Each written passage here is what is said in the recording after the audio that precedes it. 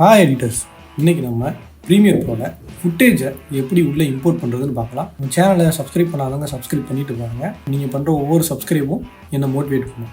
வாங்க வீடியோக்குள்ளே போகலாம்.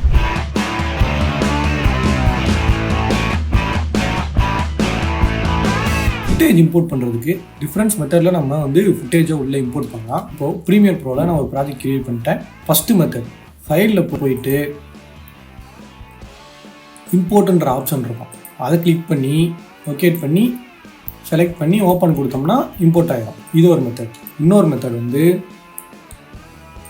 ஃபைலில் இம்போர்ட்டுக்கு ஷார்ட்கட் கீ இருக்கும், Ctrl+I கொடுத்தோம்னா டேரெக்டாக அந்த ஃபைலோட லொக்கேஷன் ஓப்பன் ஆகும்.